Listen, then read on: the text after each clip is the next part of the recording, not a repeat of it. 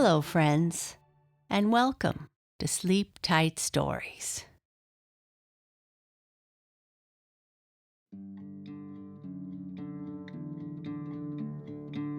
I'd like to say hello to some friends. Hello to Oscar, Phoebe, and Louise from New Hampshire. Hello to Charlotte May.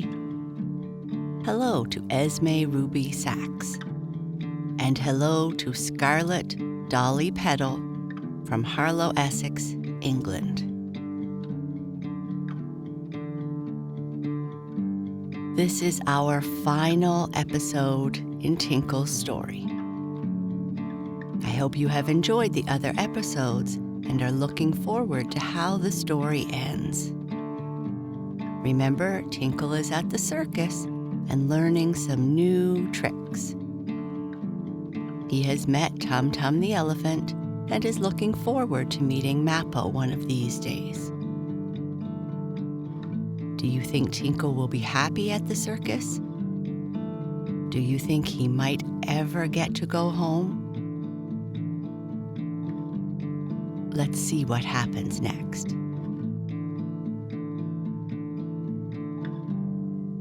Tinkle the Trick Pony, Part 10.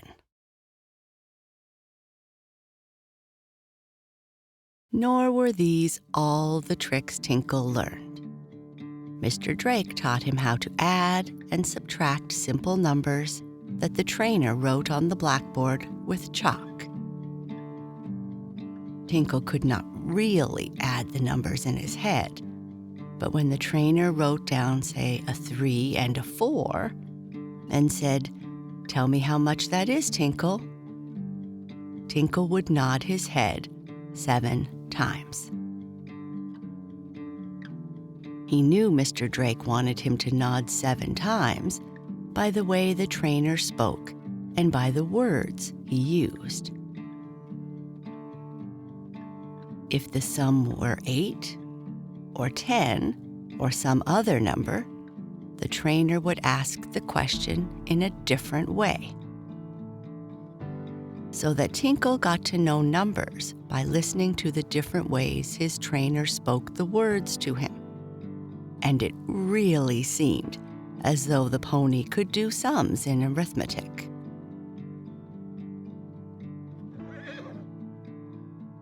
Another trick Tinkle learned to do was to get letters from the post office. Mr. Drake had a box made with partitions in it, so it looked like part of a post office. Into the little squares, into which the big box was divided, the trainer would put cards with the names of different persons written on them, such as John Jones, or Peter Smith, or Mary Black. Each card was always put in the same place, and Mr. Drake taught Tinkle to trot up to the make-believe post office. Then when asked, "Is there a letter for John Jones?" the pony would take out the right card. Tinkle learned to do this by listening to the different sounds of Mr. Drake's voice, just as happened when the numbers were called. A pony knows the different sounds of words, else how could he know enough to stop when "whoa" is called, or that he should go when told to giddy up?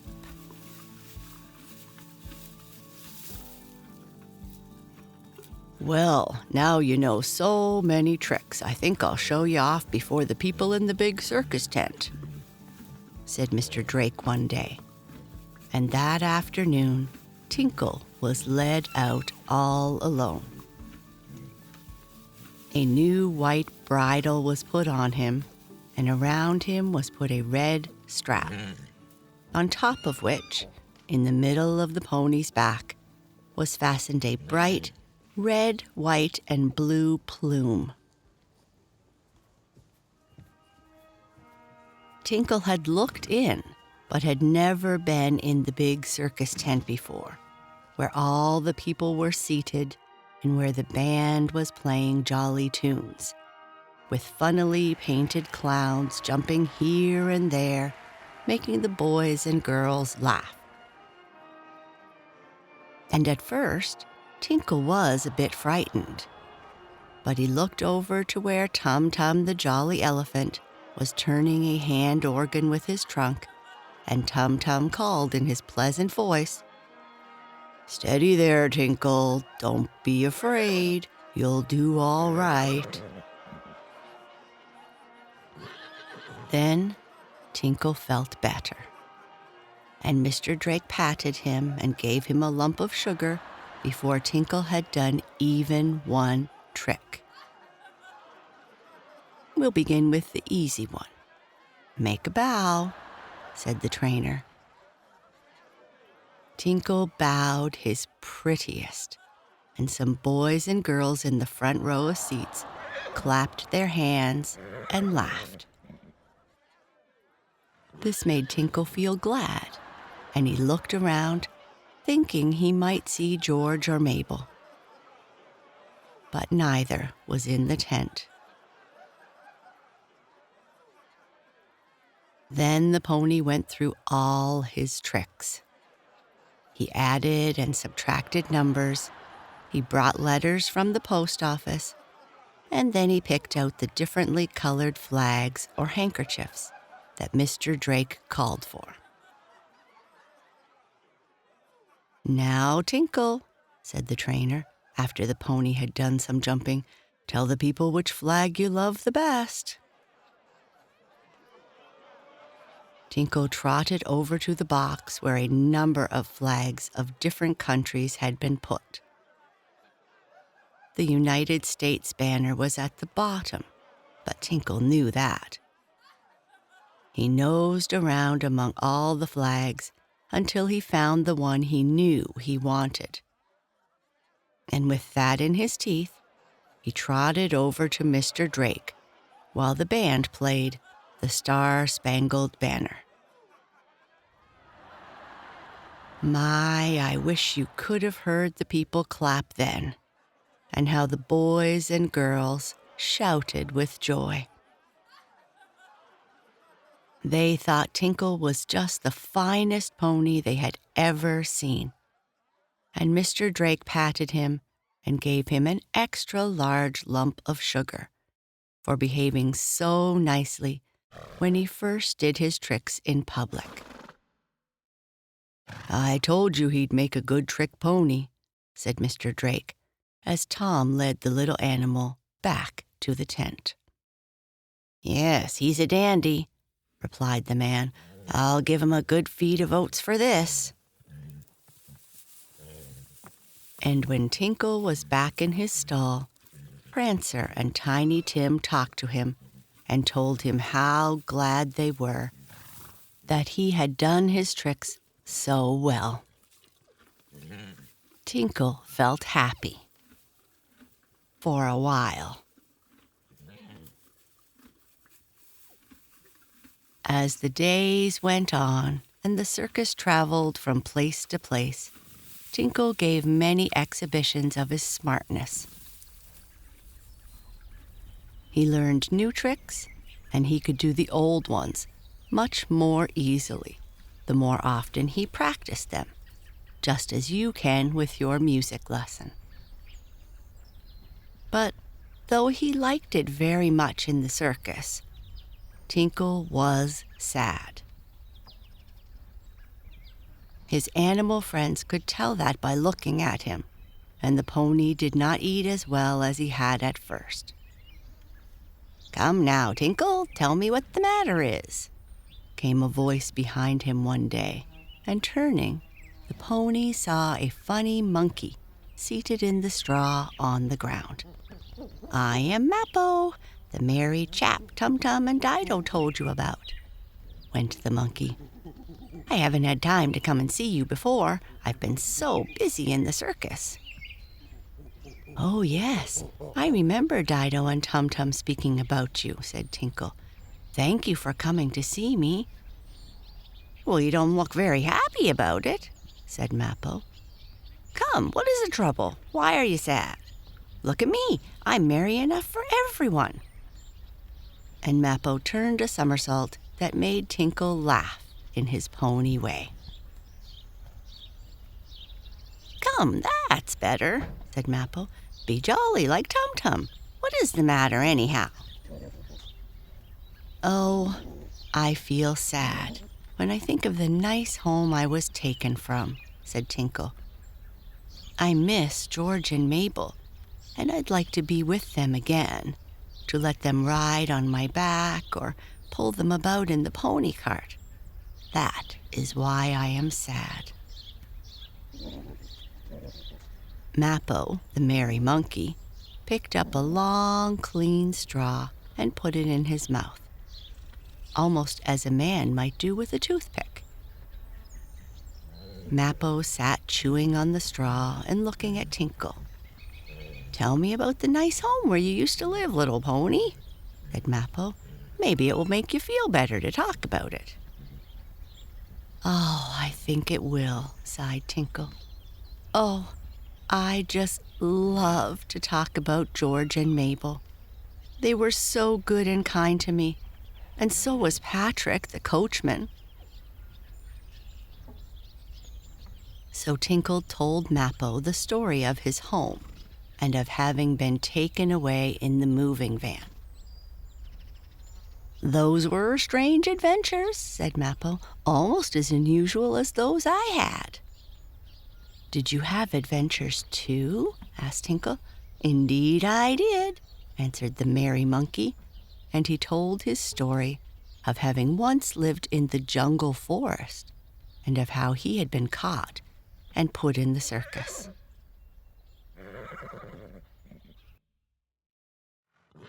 But now we will leave Tinkle talking to Mappo, if you please, and go back to where George and Mabel live. You will remember that Patrick, the coachman, had gone to the store for salve for one of the horses, and that George and Mabel, with their father and mother, were visiting in the country. When Patrick came back with the salve, the first thing he noticed was that Tinkle was not in his stall. Patrick searched all around for Tinkle, but of course could not find him. He asked the people living in neighboring houses, but none of them had seen Tinkle go away, because the men had shut him up inside the moving van, you see. Some people had seen the big wagon near the stable, but none had seen Tinkle put into it. Patrick even got a policeman and a fireman whom he knew to look for Tinkle, but they could not find him. And when, a day or so later, Mr. and Mrs. Farley came back from the country with George and Mabel, the two children cried when they were told that Tinkle was gone. "I think I must cheer them up a bit," said Mr. Farley to his wife one afternoon. "They are thinking too much about Tinkle. I must take their minds off him." "How will you do it?" asked Mrs. Farley. "A circus is coming to town tomorrow," said her husband.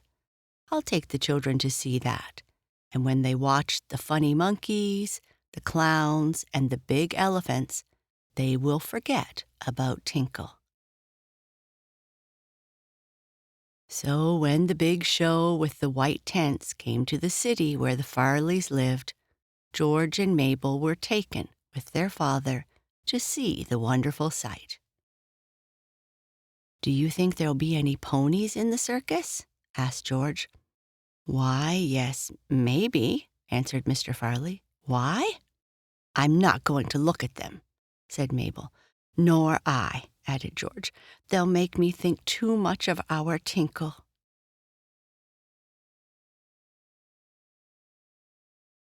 On the way to the circus with their father, Mabel and George passed through a part of the city where there were not many houses. And in what few homes there were, less fortunate people lived. Many of them owned goats. Some for the milk they gave, for the milk of goats is almost as good as that of cows. "Oh, see that big goat!" cried George as they passed a small house, on the rocks behind which a goat was jumping about. "Look how easy he jumps!"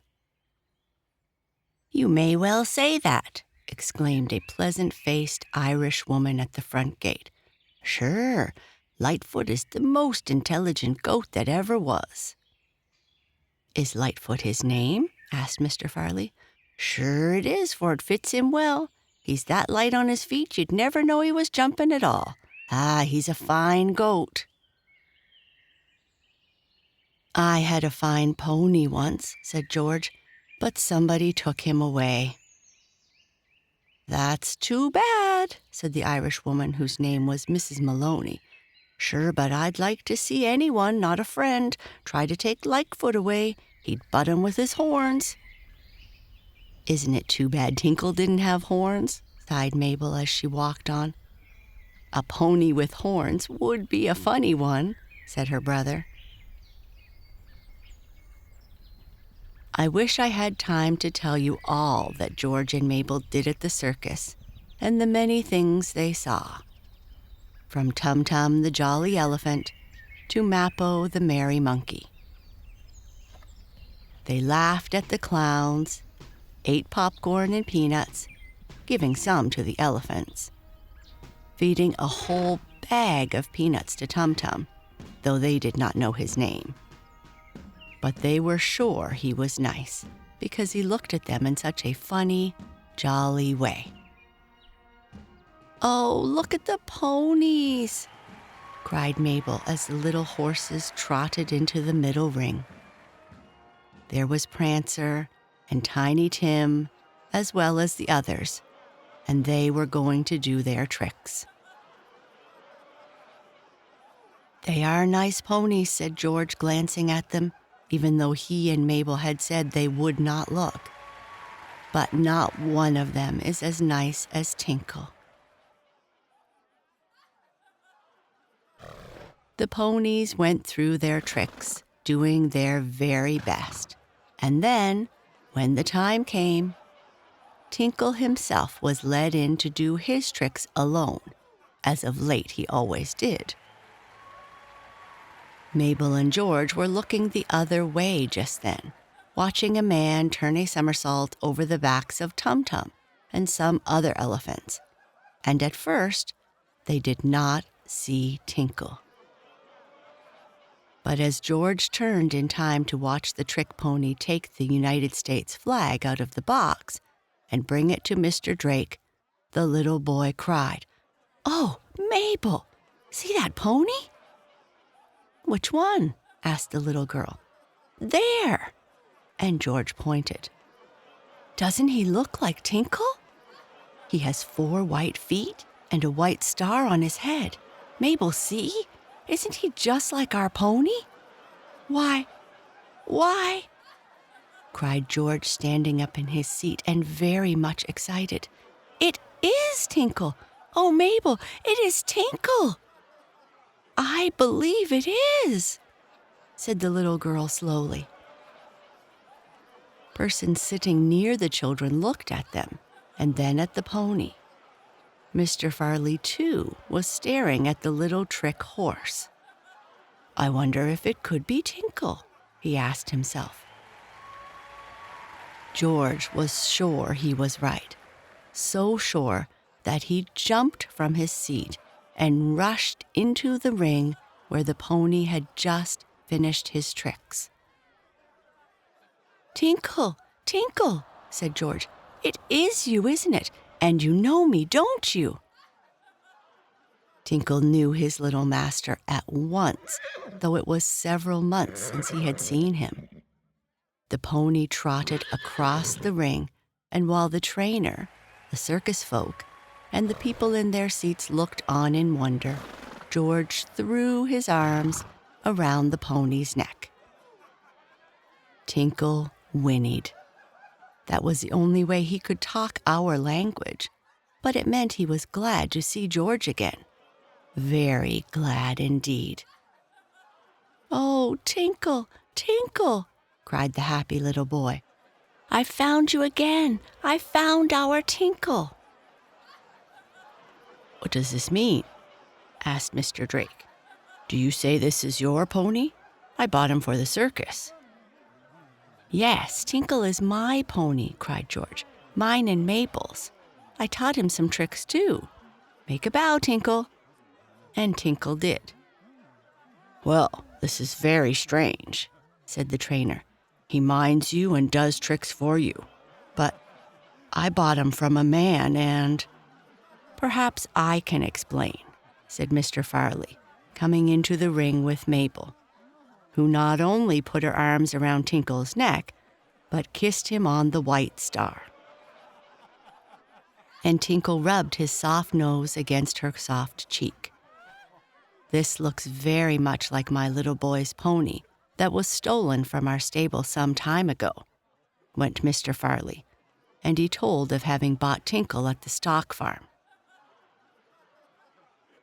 "Well, I guess you're right, and it is your little boy's pet," said the circus man after Tinkle's story had been told by Mr. Farley. "I didn't like the looks of the man from whom I bought the pony, but I never thought he had stolen Tinkle."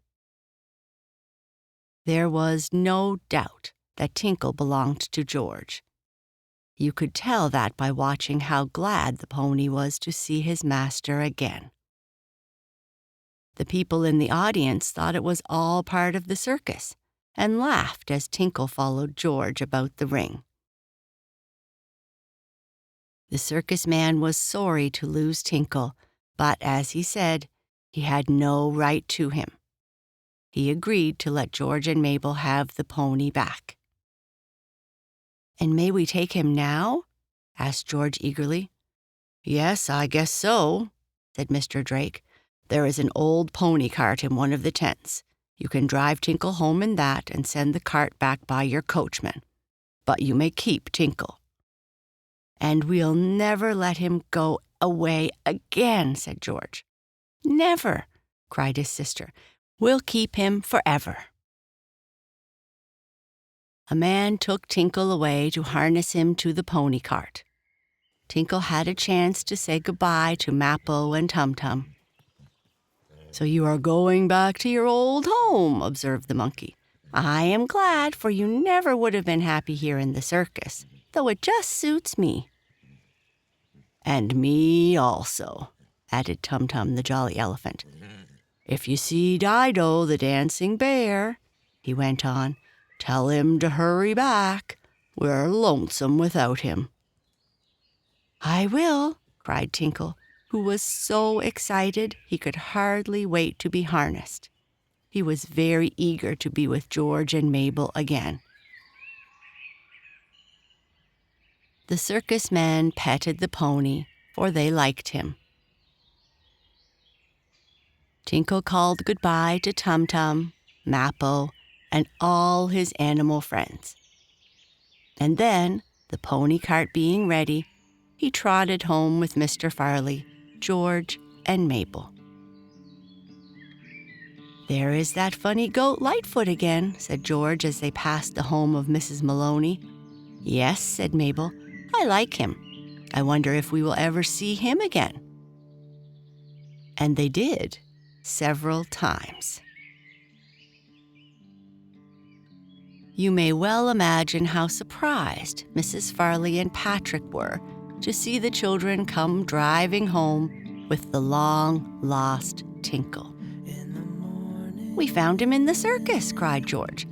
"And he can do ever so many more tricks," said Mabel, laughing. "You ought to see him find the flag," added her brother. And they began to make Tinkle do some of his new circus tricks.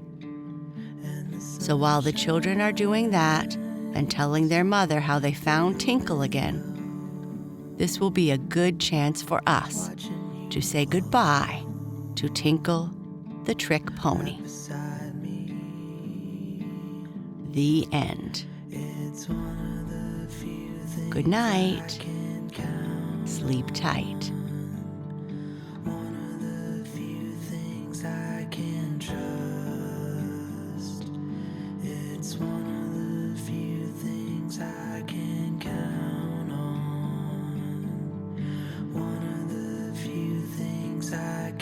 trust.